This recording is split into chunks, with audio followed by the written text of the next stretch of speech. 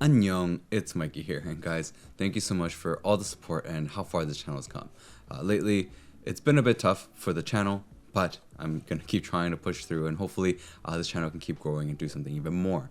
Now, today I want to thank Yunzii because Yunzii sent me out their AL80.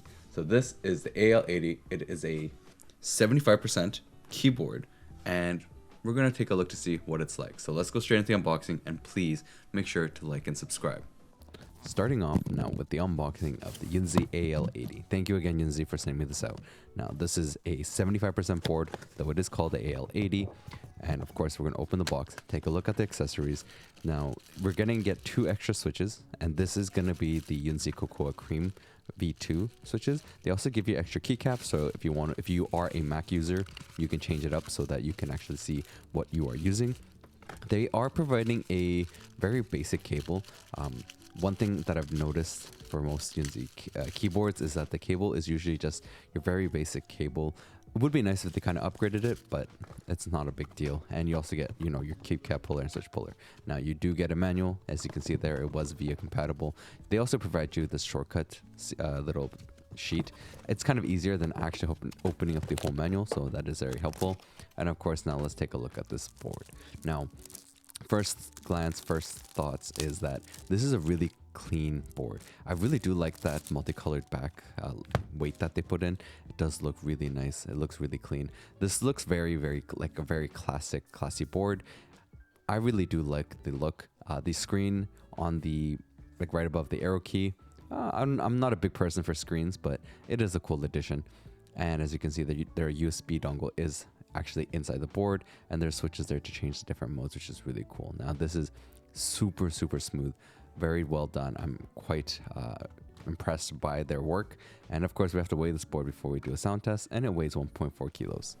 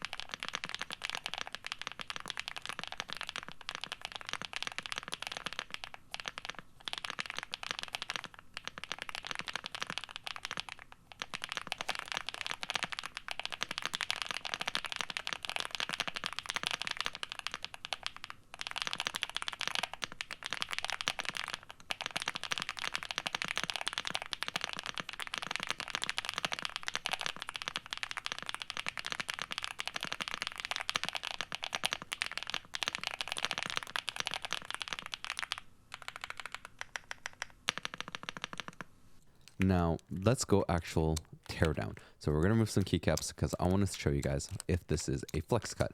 And, of course, give you guys a look at the stabilizers as well. So, first off, let's take a look at the actual board. So it is a flex cut board.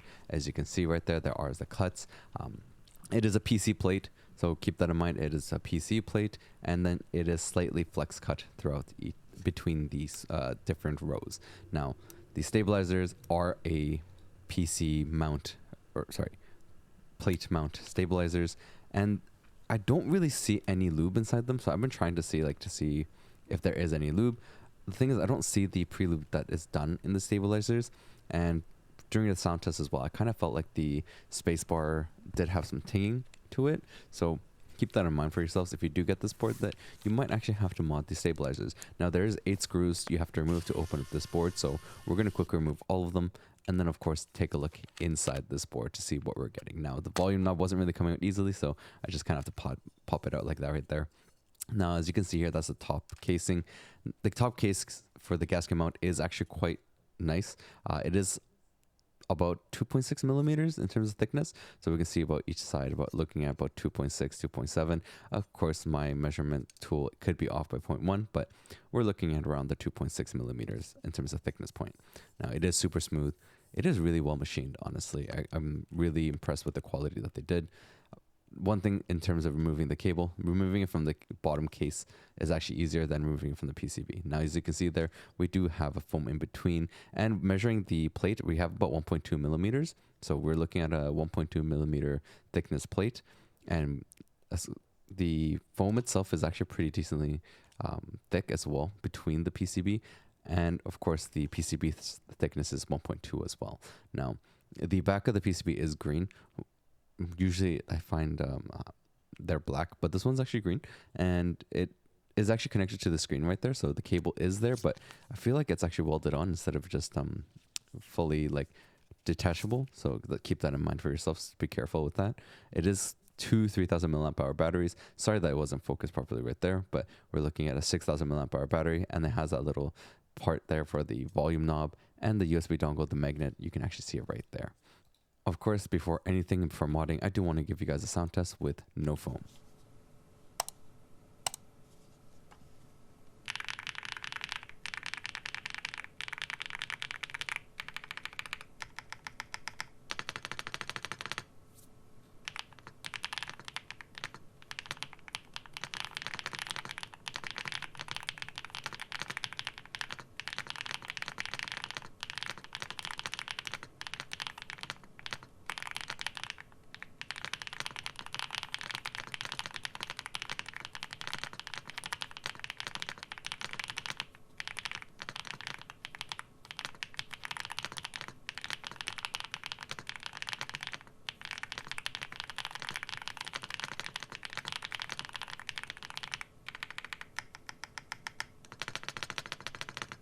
Now that we did the sound test with no foam, it actually sounds pretty decent. Surprisingly enough, it wasn't super clacky without the foam. So those that are clacky lovers, keep that in mind for yourselves. This isn't really going to be one of those clacky boards.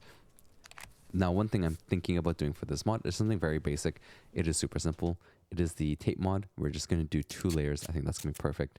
And then we'll see what it looks like after. So right there, we're done with it. Now we're going to have to put it back together, of course. And then once I do put it back in and everything connected, I'm going to show you guys something else that I want to do. And that is specifically fix up the stabilizers, because I felt the stabilizers just weren't perfect.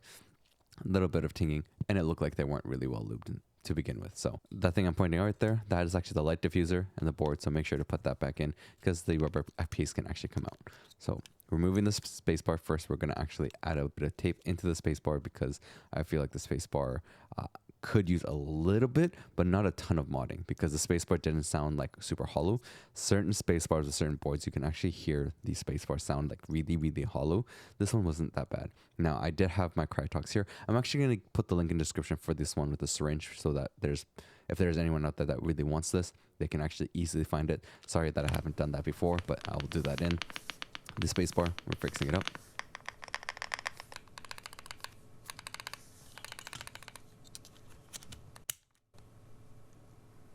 Now, one thing I noticed is the backspace also sounded not great. So that's something I noticed with this board, is the backspace for some reason has a bit of a flatter sound profile. I'm not really sure what it is, but let's see if the lubing does help with that as well, and then we'll see how that sounds. The way you can do it though is just angle your syringe, and then you just have to put it in, and it should be fine. Don't be afraid to put too much. As long as it's not like spewing out of the stabilizer, you should be good. And of course, after we do this, we're going to do a modded sound test for all of it.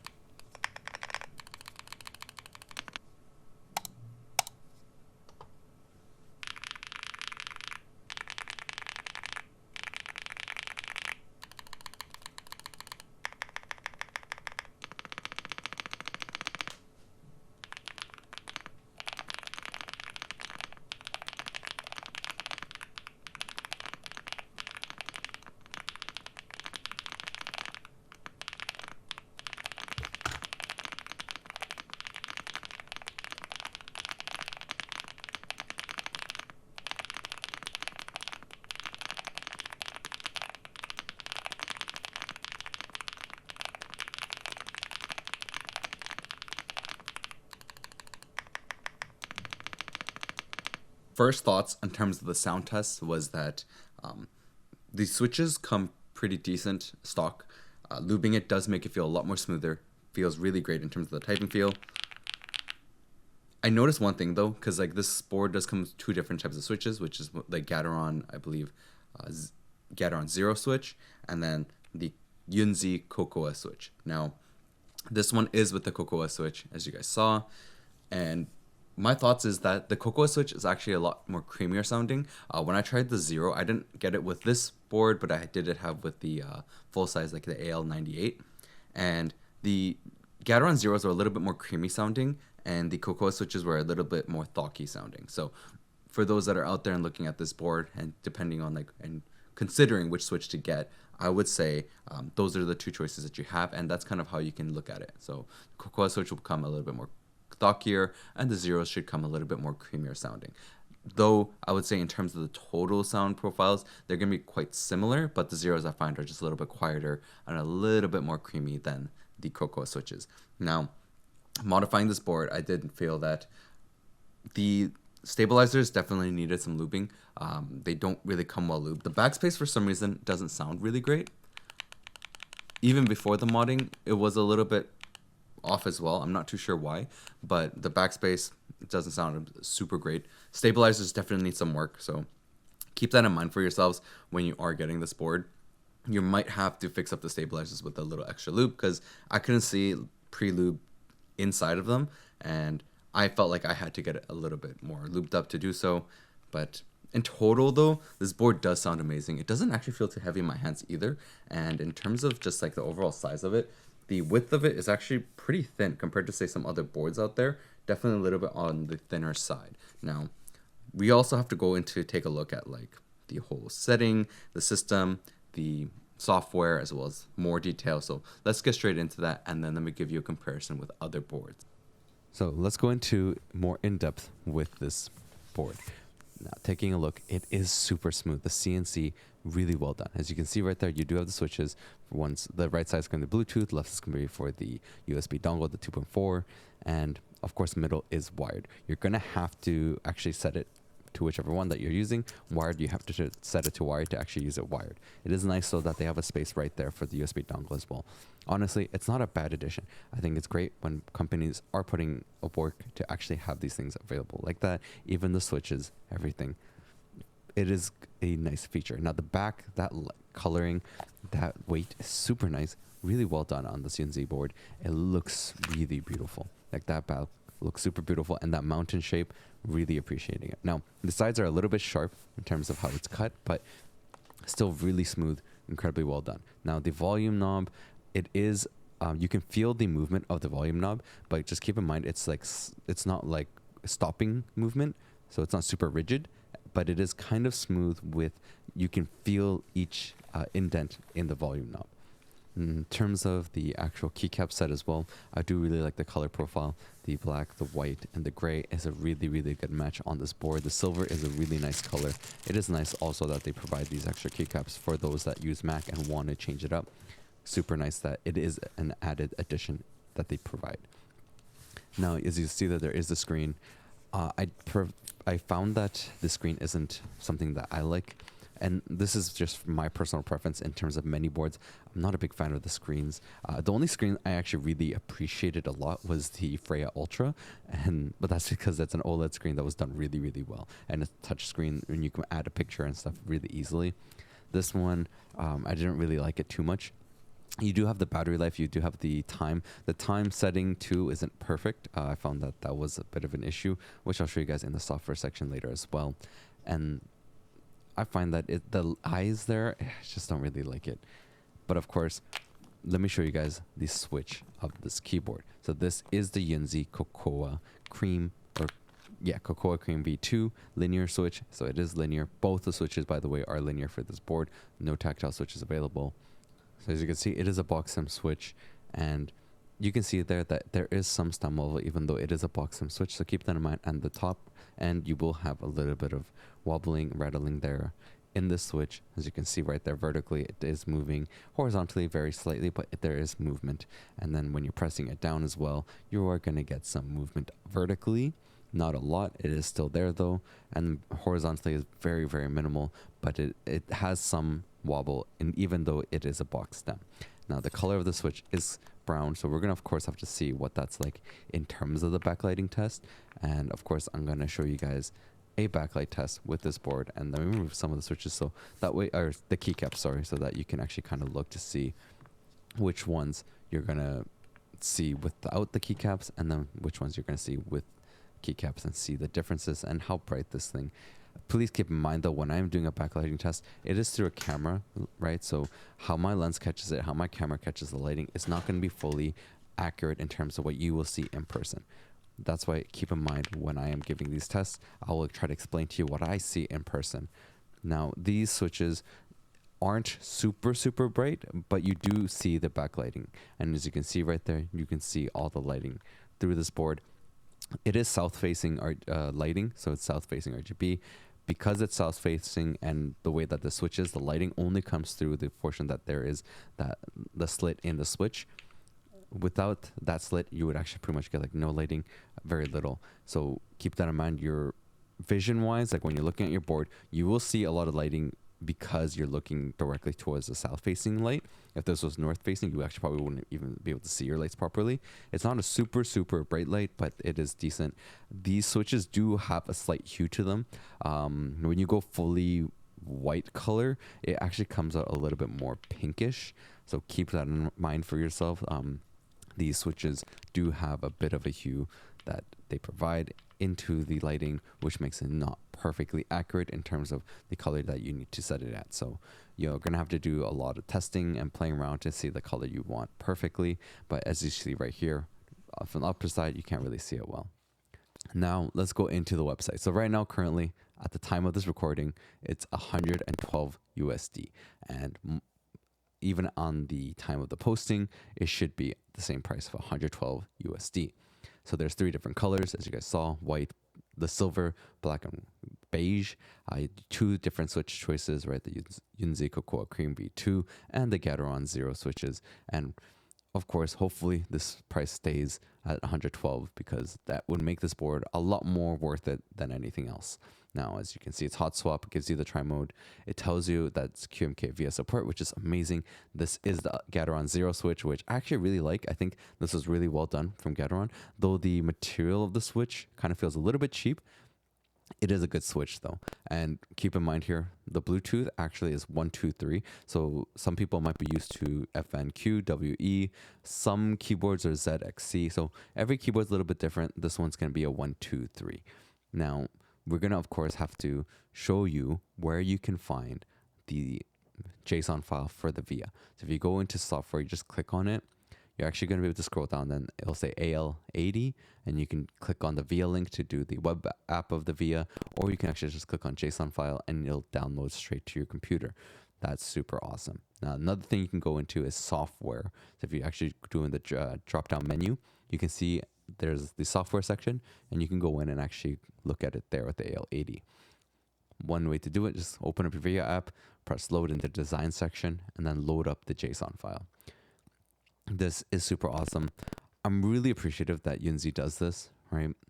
One thing I really like is that Yunzii is actually focusing more on the VIA support than really using their own software, which is super great to see, because without that, regular software is not great. I tried it before. I think VIA is the best way to go.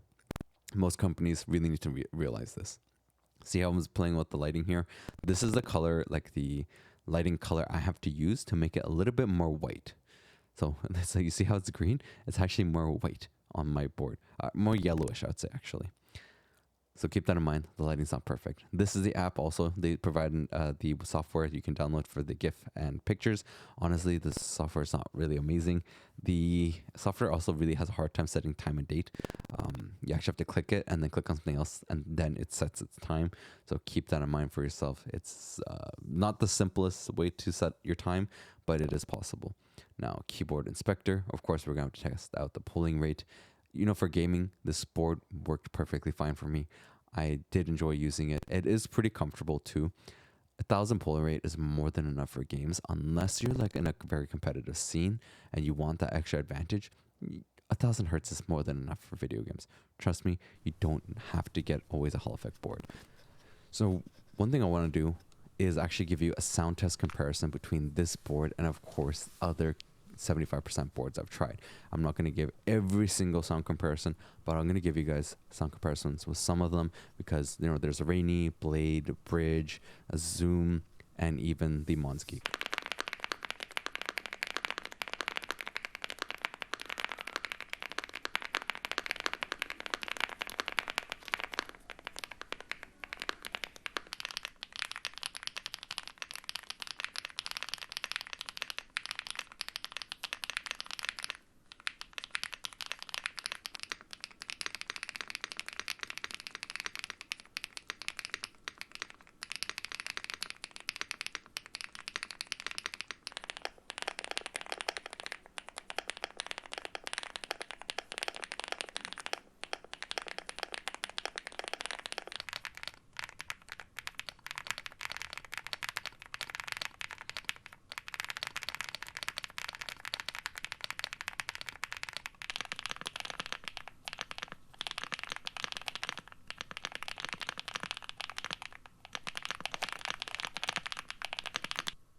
My opinion of this board compared to, say, a lot of the other boards out there, I would say this is a quite more affordable board. To be fair, at this price range, there are quite a lot of competitors, right?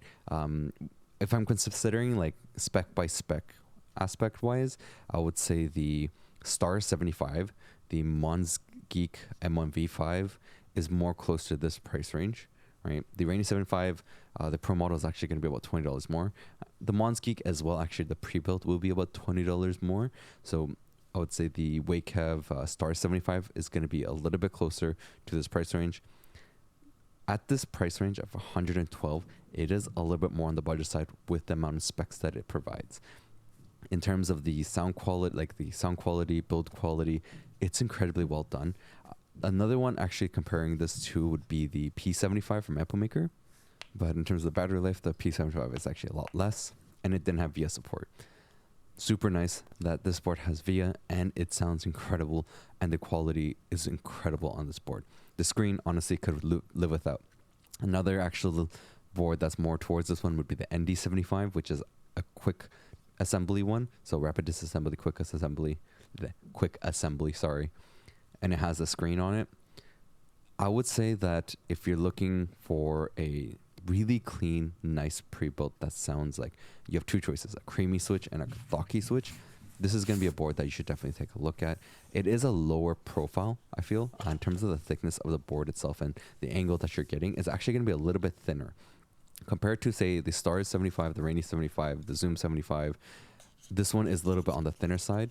I would say the Bridge 75 is actually a bit on the thinner side too in terms of the height, and it's actually about right there. You can see about 29.3 millimeters, so about 2.9 centimeters in terms of thickness. Sorry that my camera's really not focusing there for some reason, but it is about 2.9 centimeters, so it's not super high in terms of the angle, and it does feel quite comfortable to use even without a wrist rest. So keep in mind this fact, and of course I'll have the links in the description. You should take a look at this board for the price, and especially if you want to not use wrist rest, this is definitely one to take a look at. So we did a comparison with all the different 75% boards that I've tried, right? The reason why I don't try to compare with boards that are out there that I have not tried is because I haven't tried them. I can't give you guys a really like detailed comparison, and I feel like that's not fair unless I've actually had my hands on it. So in total, comparing these with the other boards, it is quite good in the price range. The build quality is super nice. I do like it. It's a really nice clean build. And as I mentioned in the video, the screen's just, I'm not a big fan of the screen. But in total, it is on the thinner profile. So if you're looking for something that's a little bit more lower profile than say some other boards out there, and you like a little bit on the lower side, definitely go take a look at this board. I will have the links in the description for, Yunzii's website, Amazon, and much more. And of course, catch the other videos I got, and please leave comments below. It really helps building the video and of course building the channel up, and I'd love to hear any suggestions that you guys have, and of course I'll try to implement them in my videos. So I'll catch you guys next time, and please go check out the other videos.